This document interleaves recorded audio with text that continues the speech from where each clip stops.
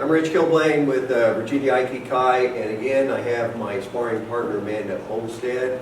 And today we're going to talk about how to get shyunaki. It is not one of the easy ones to get. In fact, in that 9 minutes of sparring, you'll see that Amanda only gets it 2 times. Okay, it's one of the harder ones to get. And you get we work it off of the roundhouse punch, and you can also do the overhand. So get over here. Now, as a boxer, I never like doing roundhouses. One, it's too easy. All you got to do to block it is just raise your hand.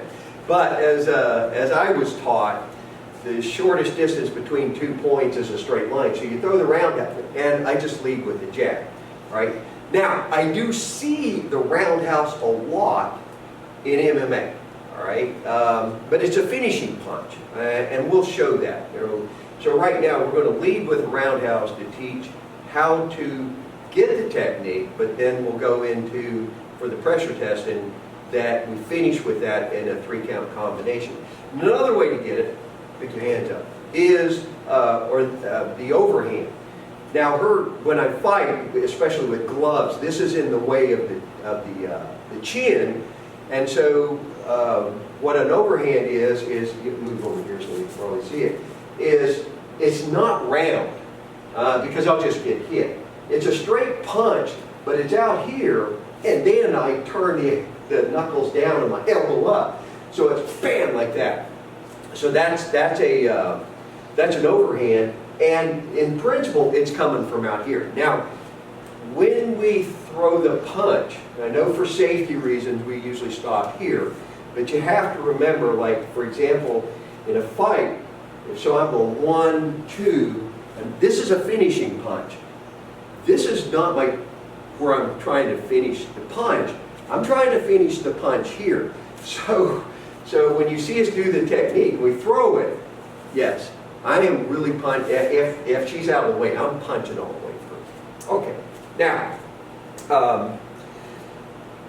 one thing what we're not working on is a hook. This is a roundhouse. You're reaching out there. It has length. The hook is in close, and a hook is not a wind-up punch. It's also it's straight out, boom, and then you just punch with the body. We'll cover that in another video when we look at close-in fighting. All right, so the easiest response to the roundhouse is just to pass it over. And Amanda's really good at this because she drops underneath it. She does it to me. I'm old. My legs don't move.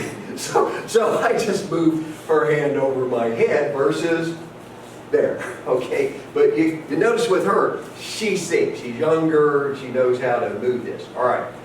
The other way of doing, and now getting Shihonage is, and you'll see how she got it in the sparring, is she passes it over to the extent, yeah, there we go. So as I'm punching, this is how far I wanted to go. She followed, then she finishes it up like that. And you can see her get it several times in there. Over here, so we'll do another one. So like, yeah. So again, it's all about muscle memory, throw roundhouse. Okay, roundhouse, this one, there. Oh, another thing you want to know is, okay, so as I throw this, and you cut it back, yeah, in normal Aikido, you could do it from here, but what we found is you want to keep it going that way. Like, oh yeah. So, yeah, again, bam, yes. So you want to be looking in the direction that my hand is pointing. Now, thank you, Yuri, for showing up. Drop your bag, I can use your help. Okay. Another way of doing this is, throw your roundhouse, is slapping it like this.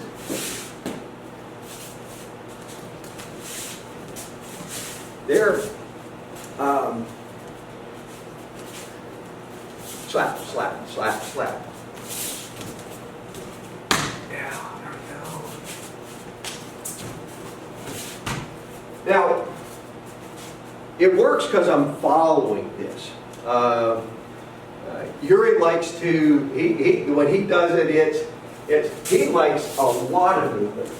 And there is another sensei, Iman Tarani in Jordan. I've watched his videos. He does a lot of this really wide movement like that.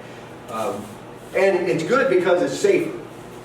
You create a lot of distance between you and your opponent, but there's one problem with it, all right? And that is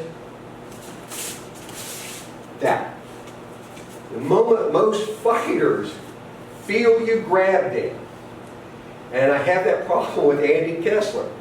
I grab his arm, it's a tug of war contest, right? So with throwing, you got it? Now pull it. Now, what can you do from here? Okay, so you can finish this if you do or. Oh, there we go. And if you pull the arm in, let's do this. Okay, so if I throw it there, and this is what a lot of, so she's just going to drop underneath it. She just got to throw your punch here. You pull it at that point. For me, it becomes more like Kami Hamdashi. Now, my favorite is a little more advanced. Requires no real footwork at it, but you have to be able to move your hips along 3 axes, right? Not just linear or up and down, but side to side too. The movement, and I prefer this because fights are fast. The punches are coming at you fast, and you may not have time to do a Hamni change. So on this one, so it's just, if you watch, he throws it, I'm dropping my hip. I'm dropping my hip, and then dropping this hip, leading her out, and cutting her down. Okay? I'll do it with her. Good. Oh, there we go. Good. And one thing you can do to practice this is to get this flowing motion, is just to start out like this. Just get this, and then use your hip. You want this to be one continuous line, like this. You don't want it broken. And you just lead it out. You've got it balanced over lead foot, and keep it so this hip now passes into this hip. Again. And you just work until you get muscle memory on this. Okay, fast.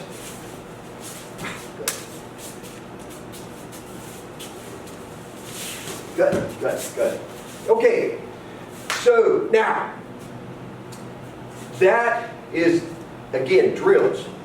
We're just working on a single punch. In reality, this is a finishing punch. So it's usually going to be thrown off of a 3-count combination.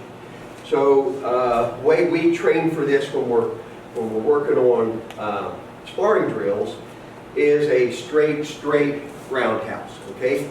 So I'll show you how we pressure test it with Amanda.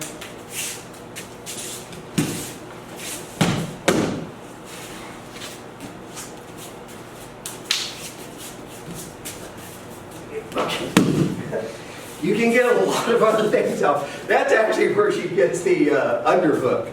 The underhook. Okay, that's good. That's good. All right. So, there you go. You have any comments on this? Okay. It's not that easy to get. But if you just keep working with it, you can pull it off. All right? So, give it a try.